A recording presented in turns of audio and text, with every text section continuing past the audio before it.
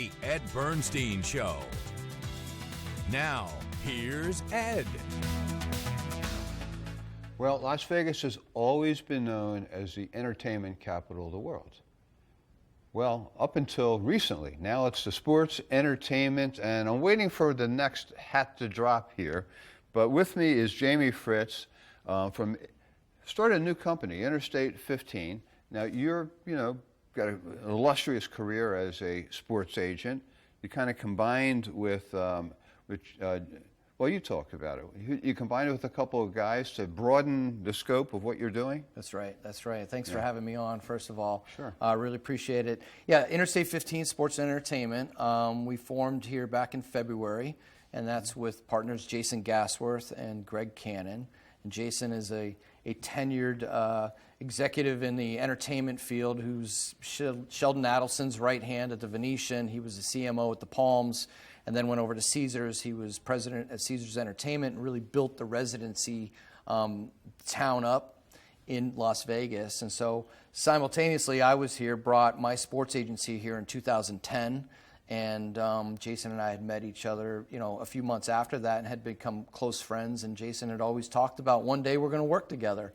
It's interesting because, I don't know, going back 20 years, there was such a separation between sports and entertainment, celebrity entertainment. I mean, sports is in a certain way is entertainment, but I mean, those who engaged in music and those who engaged in sports, there was a line dividing them, and nobody ever crossed it. Why? I mean, is there such commonality between them? Well, look, I always say sports guys love music and music guys love sports, right? So there is an intersection there. Right. But as far as a crossing, look, we didn't have traditional sports teams in Vegas back long ago. I mean, you think about the Golden Knights coming to town, and not only just coming to town, but I think going to the Stanley Cup Finals in year one, I think is what really ignited the sports heartbeat in this town. And I've always said, if they don't go to the Stanley Cup Finals in year one, I'm not sure the Raiders have as much success out of the gate as they do. And so then you get the Raiders here, and then you have the Aces, and now we've got MLB coming, NBA's coming, and so we are becoming a powerhouse sports town in the entertainment capital of the world. So it seems only natural. But it didn't seem like the Raiders had the same splash as the Knights. Well, they came here, and then you have to think about like how much COVID affected the Raiders, right out of the gate. And then the first season, you've got nobody's in their seats. The Raiders and the Saints were the only two teams to do that in the league, to have games with no fans in. So I think that affected a little bit of that out of the gate. So what do you anticipate with the A's coming? What will be mega successful, or just more successful than what Oakland's doing now? I think mega is subjective, but anything they've got going. And when only 3,000 people show up for opening day, I think that's no matter what they do here is going to be a success. It's a low bar. Yeah. But you have to think about it, so many people that come to Vegas, and you come here, whether it's for a convention or you're here on vacation, a lot of people when they're on vacation spend more money than they would ever at home. So when you're here, it's like, hey, the A's are playing, or the Aces are playing, the Raiders. Hey, let's go to a game. Let's go to a Knights game. And that's why the Knights rank number 1 in the NHL, highest priced tickets, highest priced concessions, but also highest attendance. So how much does Vegas as a destination play into that? I think the Aces are going to say, or the A's are going to have the same success. Yeah, of course, it's much easier to fill 18,000 seats than it is 50 or 60,000, right? Struggling for a home game, though, is what the challenge is, and the Raiders face that a bit. The Knights do the Knights vow, which as season ticket holders, and because we sit in the same row, you take the Knights vow, you don't sell your tickets to the opposing team. So it's interesting when you go to a Raiders game, that Steelers game, it's terrible towels everywhere. You go to the Green Bay Packers game, there was cheeseheads everywhere. The Raiders struggle for a home game at times. Yeah, and sometimes the Knights did at certain times during playoffs. I think the A's might see similar. You've been involved, particularly in NFL, working with NFL athletes, and I just want to mention some of them. Rod Woodson, Marcus Allen, Joe Theismann, Eddie George, Ronnie Lott, Tim Brown. How does one go about getting a client?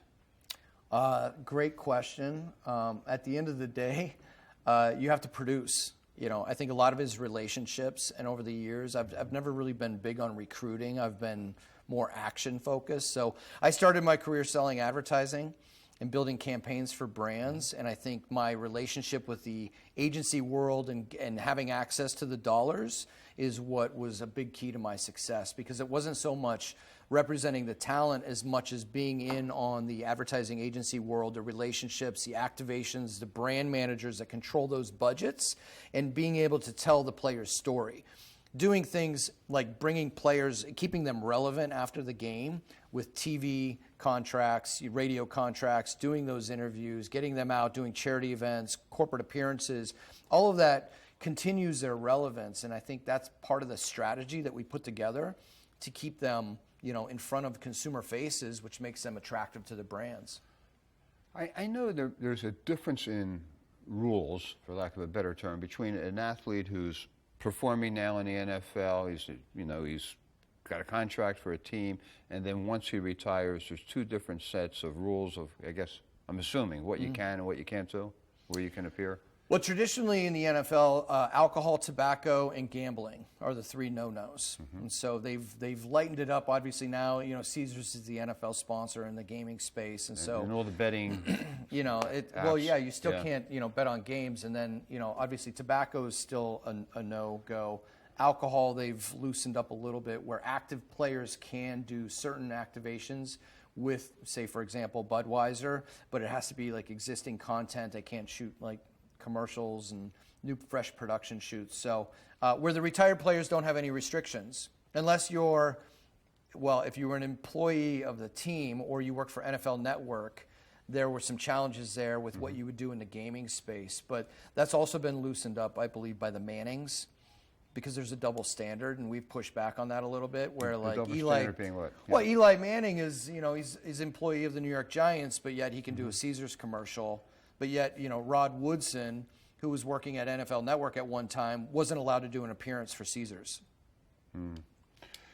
When you talk to them, these athletes, once they retire, I would think there's a period of like depression that one goes through, because you identified your entire essence as being this athlete. Now you're no longer can do that, right? So you have a kind of a transition into whatever the next stage is. I noticed, and you talked about it, some of them become broadcasters, some of them go into the business of the NFL, and then some of them, go out and work with advertisers and agencies.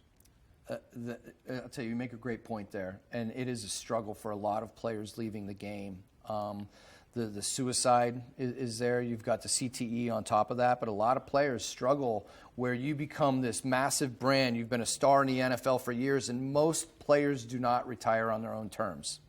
Most of them, it's a career-ending injury that takes the game from them, and it's very, very difficult for them to transition into this world where all of a sudden we're up on a pedestal, and now who am I? What is my brand? And so that's a real opportunity for us to step in and find opportunities, whether it be keynote speaking, where you can set them up with different groups that really cater to that delivery, or going into the broadcasting space. The podcast space is blowing up now, so a lot of guys are launching their own podcast. Anything to keep them relevant and keep them active and giving them a purpose, I think, is the biggest thing to transition them to life after football. But getting back to how you obtain a client, so do opportunities come where, I don't know, you have an advertiser, Nike, hey, we're looking for an athlete, you hear about it, and then, hey, I got the perfect guy for you. Or are you dealing with the athlete first, looking for the Nike opportunity? It's a little bit of both. Understanding every player has a unique story to themselves, and then identifying the brands that may align with that story. But a lot of the lead generation comes in. You have chief marketing officers on the move, so keeping your thumb on the pulse of what's going on in the brand world. And we do have lead generation that gives us insight to what brands are doing, what campaigns are coming up, and our ability to get in on those campaigns and tell our clients stories, making them attractive to that, and really, from a strategy standpoint, helping develop it, right? Because a lot of brand managers aren't thinking about all the different unique opportunities that will connect a certain personality to a consumer demographic. So when you can connect those two, it's a win-win. Who was your first client? My first client, 1999, Marcus Allen, Shannon Sharp, Tim Brown, and Tony Gonzalez. Well, look, I mean, that's a heck of a headline there. I mean, how did that come about? So I worked at a company that sold advertising. We had contracts with all the pro teams, and these were 4 guys that had relationships with one of the partners at our company.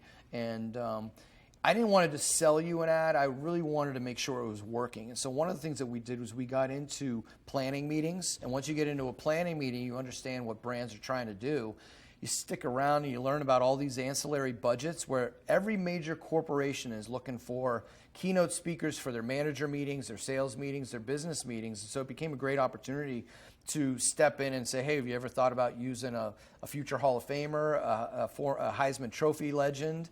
And so that bridged the gap. And I would say that you've got to be able to produce for the guys, and that's it. You're not going to represent anybody if you're not producing. Right. So, and you're talking in business and athletics have this commonality of, hey, they both need winning leadership, and is that the characteristic that they're looking for in some of the I don't know what they're looking for. At the end of the day, a lot of players, I think you've got your traditional contract agent that does their playing contract, right? And so any opportunities that may come to the players come from a different, some different angles. To step in there and create a strategy and be consistent with opportunities, because you're not going to sign a guy just from bringing him one deal, but all of a sudden you start bringing him 2, 3, 4, 5 deals, and then they get to the point where, like, you do more deals for me than my agent, you should represent me. And that's kind of how I fell into the business. So what are you looking at now? You get together as Interstate 15, and you're doing the music, the sports, the creative. You're wrapping everything up in a nice package, I assume, and you're going in and out of all those worlds. Yeah, Interstate 15 is a microcosm of entrepreneurship, and our ability to combine relationships and really value add for brands and partners. Just by way of example, a lot of destination management companies who come and really service the convention space, right? So you have big brands coming here. They've got their footprint at the convention center. They want to book a few players to sign autographs, take photos to draw attention to their booth. So we help a lot of these destination management groups and a lot of companies just booking that talent that's going to be there in the booth and attract all those customers. But then now, when the night is over, we can also book the concert. So we're bringing in, the Goo Goo Dolls. It's brilliant, Jamie, because look, when I introduced the show, I talked about sports and entertainment and whatever. Well, the convention business, we are the convention capital of the world. Yes. And it all, kind of works. And I love the name of your company, because, I mean, what is more important in that world that you're doing business in right now, other than the LA and the Las Vegas market? When you think about the entertainment capital of the world in Las Vegas, there's no major entertainment corporation based here. You think about Live Nation, AEG, they're all satellite offices, right? So for us to launch a sports and entertainment company that is based in Las Vegas that we intend to grow to be one of the biggest in the business, makes sense. It makes sense, a lot of sense to me. Have you ever gone after, I'm sure you have, we've all, tried to get certain business that we just never got. Is there an athlete that you really put an effort in to try to go after and represent that you just couldn't get to? I mean, I think there's certainly a lot of players over the years. You want me to name somebody? Let me rephrase the question. Go ahead. Okay, I'll rephrase. I'm sorry. Is there an athlete right now that you would love to go work for that you haven't worked for yet? Tom Brady would be fantastic. Okay. Sure. And what about Tom? You saw the roast, I assume, right? Okay. Yes. What did you think about the roast? That was rough. Obviously you read a lot about the feedback afterwards, and like his family members and his former wife and some of the people that weren't happy with the way that went. That's a big leap of faith. We actually pitched the idea over Super Bowl to have Shannon Sharp do the roast. And of course, Shannon was like, hell no, I'm not doing the roast, right? Yeah. And now seeing what Tom went through, I think it solidified the fact that Shannon does not want to do the roast. So do you advise it? Look, I think it was good for TV. People liked it. But at the end of the day, it was pretty rough. It was rough on him. It was rough on his family. You got to have some real tough skin to get through that. Yeah. You always have to worry about the wife, right? Or the ex. Former wife, sure. Who's the one of the nicest sports figures that you have represented? When you think of, hey, this is really a wonderful guy. I mean, there's a lot of wonderful guys. I mean, you want me to start naming off? Joe Theismann. Peyton Manning's a great guy. Very, very generous, kind. So many of these players, I don't really experience a lot of negative personalities in the space. Particularly when they get older, I guess, right? Well, that's it, right? Their feet come back down. They've been humbled. They realize that we're in the people business. And if you want opportunities and you want brands to hire you and work with you, you have to be accommodating. And you have to be gracious, and that's very important. So we've been very fortunate to work with some really amazing human beings who've done great things in their career. You often hear of rock stars, particularly when they're performing somewhere, they have, mega requests. They want, certain liquor, certain candy, certain whatever, arrangements. No green Skittles. Right. Exactly. Yeah. You ever have unusual requests like that from these athletes?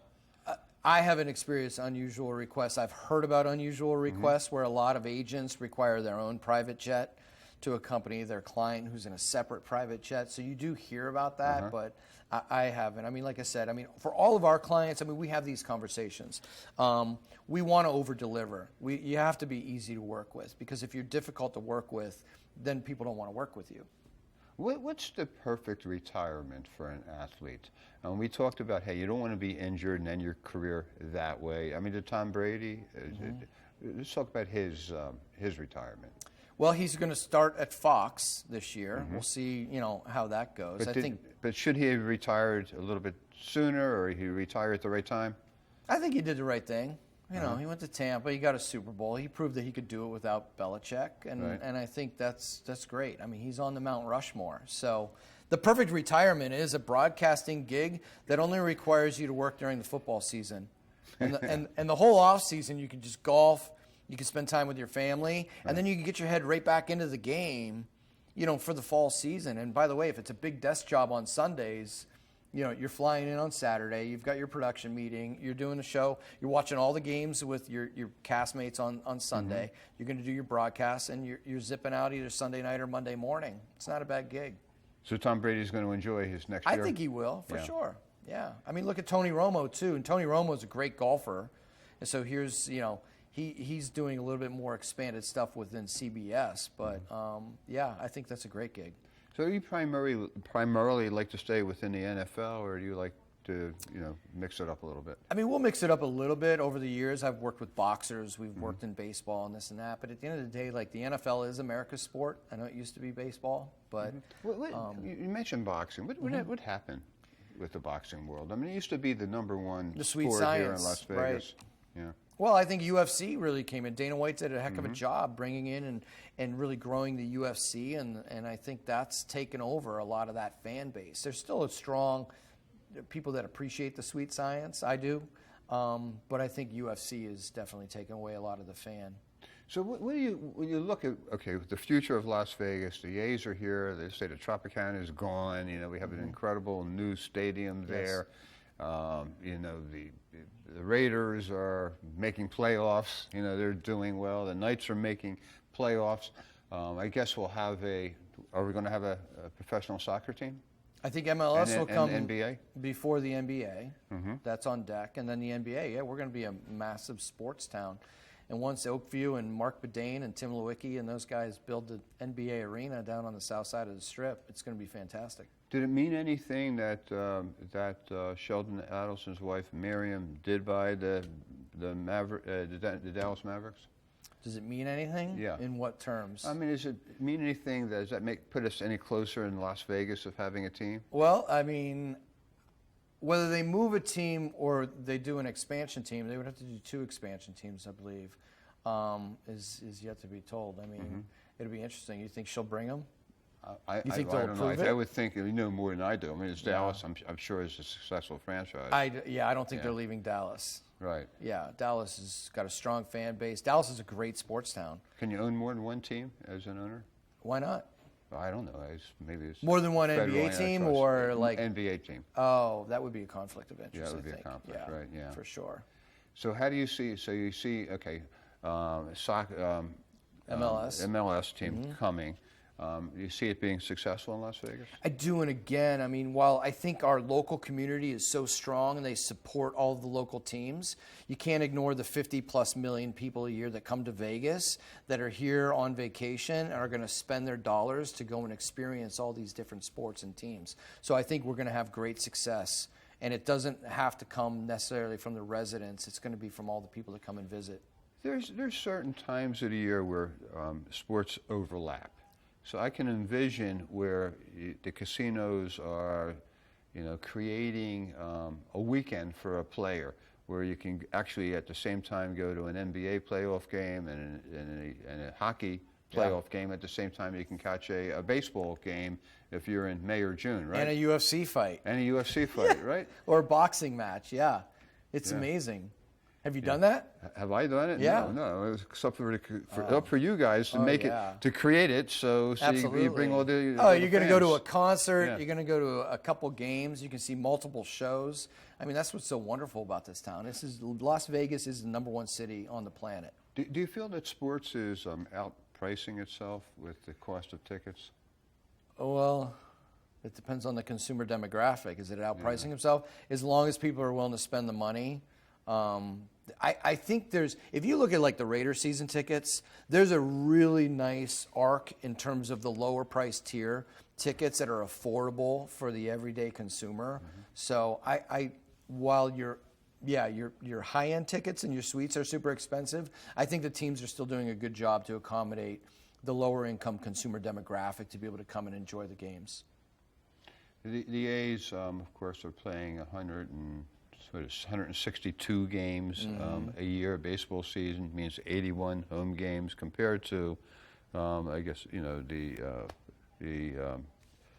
Raiders play, nine home games or something? Well, 10 with the preseason, 8 home games. Yeah, and the Knights play 41. Is there enough business to fill that stadium 81 times a year? For baseball? For baseball, yeah. I think that the visiting, and I think the A's will get very creative in unique packages to fill those seats. So, plus all the people coming to town, I think they'll do okay. It's only 18,000 seats, right? So. The stadium. Yeah. Yeah. It's not like you've got to fill 64,000 like the Raiders. So. Right. I think it'll be fine. Right. You mentioned, Dick, I want to follow through with this, the cost of concessions at games. Yes. Right? I mean, where does that money go? Does it go to the facility? Does it go to the team? Who gets that money? Yeah, well, I think it depends on who's running those concessions, whether it be Legends. But, I mean, I think the team is certainly a part of that. But, it's outrageous, isn't it? I mean, the prices and what you'll pay. You put that on top of your ticket price, it's an expensive date night. Look, everything is expensive. I know when the Rolling Stones were here last week and you wanted to buy a T-shirt and there's a line around the block to get a T-shirt and they're starting at $50 for a T-shirt, right? Yeah, $50 for a T-shirt. Did you ever think we'd hit those days? Yeah. But it has the Rolling Stones on it. You bet, and it's from the concert, so there's something nostalgic about it. What's your favorite sport? Well, I'm going to have to go football. Sure. And when did you become a football fan? Well, I think growing up, I was a big Chicago Bears fan. Walter Payton was, one of my idols, and Richard Dent and Mike Singletary, and I mean that whole Chicago Bears team. Backyard football. I mean, back then we only had 3 channels, so remember that. But certainly getting into the business and learning about all the different teams and the history of the teams and the players, you can't help but to not become a huge fan. Were you ever an athlete? I was. What did you played? I wrestled for 8 years. We played football. I ran track. We did it all. Yeah, a little soccer here and there, but it was primarily wrestling and football and track. Now, not only do you have your business in two worlds, entertainment and sports, but you have your personal life in two worlds too, right? With your wife's in the That's entertainment correct. business. That's correct. You want to chat about that? I mean, sure, Nikki? yeah. It's interesting how, you know, I think in relationships, you've got to respect each other's careers. You know, and here my wife was a Broadway actress and a stage performer, singer, and, you know, having her audition and go off to do shows, I mean, like, you have to endorse it. And we lived bi-coastal for many, many years while she was in New York doing Hairspray on Broadway and Tarzan on Broadway, and I was running a sports agency in LA and going back and forth. So it's unique. You know, now we live in the entertainment capital of the world, and I'm married to an entertainer. It's a lot of fun, though, because I don't know anything about theater and Broadway, and she doesn't know a lot about sports, and it's perfect. But dealing with the personalities that you've had to deal with, I mean, they're very talented people, and I only have a minute left. Has that been able to translate for you in your relationship with your wife? Aside from her singing the national anthem at some NFL games and out at the Pro Bowl, there's no transition there. I mean, the guys all love Nikki. I mean, she's been around for 22 years of my 25-year career, so it's been great. Okay, so it's Interstate 15. Interstate 15, Sports and Entertainment. Sports Entertainment, the websites, and hey, if you're an athlete looking for representation, I don't know if he needs the business or not, but hey, he can do a great job. If you're a local brand who needs talent, we can book it. Are you going to be looking for local brands? Well, that's it. It's always helping the local brands identify, talent that helps push their Look, their brand there's a whole other forward. topic we didn't talk about regarding, college athletes and high school athletes and The but NIL you space. keep your eye. We have 10 seconds left. I assume you keep your eye on that local talent as well. You bet, absolutely. Hey, Jamie Fritz, thank you so much. Thanks for having me.